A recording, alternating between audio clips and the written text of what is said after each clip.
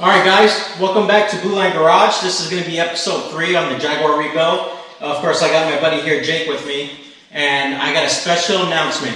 I was talking to Super Clean, and they're excited with the progress we've been doing with their product, and they want to offer you guys some products. And the way it's going to work is on this video, you're going to leave comments, okay? And only one comment per person is allowed, and we're going to do a random pick.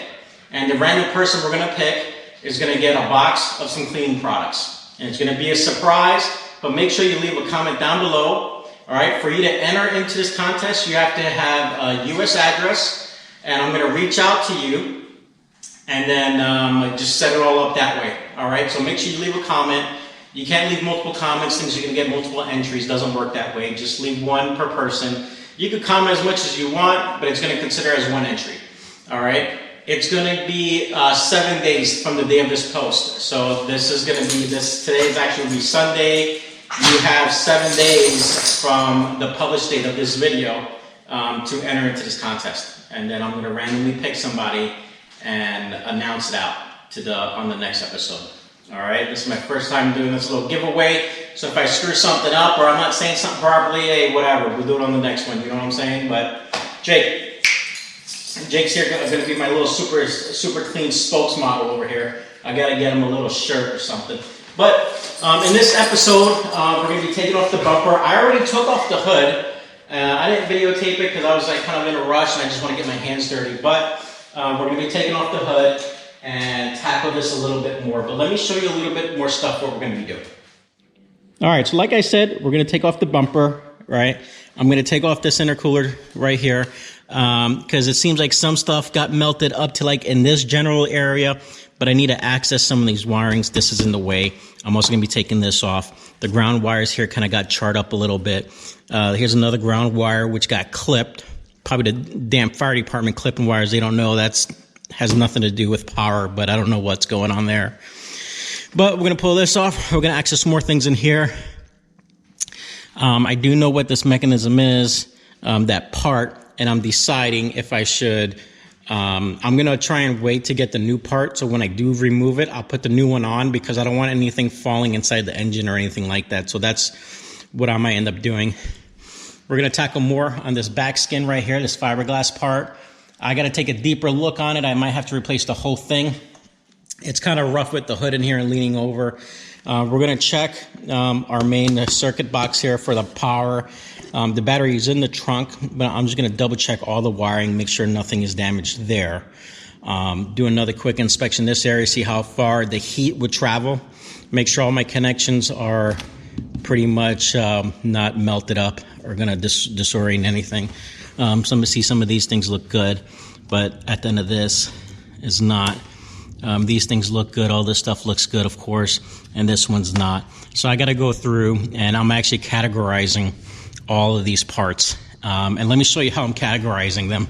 I got them on my back bench here, and what I do is I go through all the parts, and I have the schematic of the whole engine compartment, and I'm writing down model numbers, or I'm circling the parts that I'm removing so I know I have to replace them brand new. And you're probably looking at this like, how are you going to know how to put everything back together? Because I take pictures, and not only that I take pictures, but I'm also documenting stuff here. So the cabin filter housing, those are the bolts for them. All the stuff for the fender right there. Radiator overflow tank right there. What is this? This looks something, just the side skirt. So I'm categorizing everything so I know where it all goes. And not only the pictures, but I also go back on video as well and look. So that's pretty much what's going to happen. So pretty much from this point forward, I'm going to videotape me removing these parts, and I'm going to start looking underneath and see what type of damage is going on there underneath. I know some of you are trying to figure out, like, dude, what's the extent of this damage? Well, we're trying to narrow it down so we could get it all knocked out. So let's get started.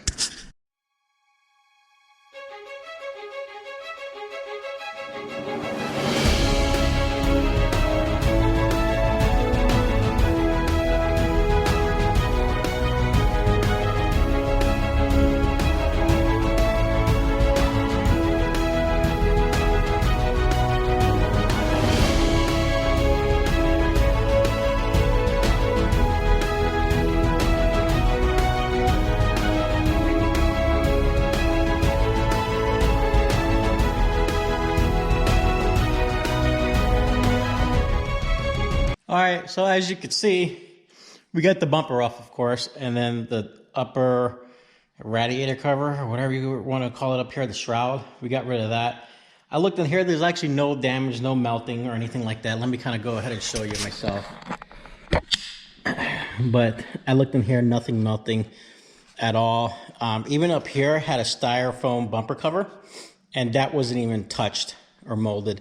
So it looks like the fire really much, or the heat, stopped right in this section here. So what I'm going to go ahead and do is, you know, I'm a little picky, I like stuff clean. I'm going to go ahead and clean this with Super Clean and clean this all up. And then I'm going to start trying to remove all this here, just so I can get better access to everything that I need to get into there. So let's go ahead and clean this up.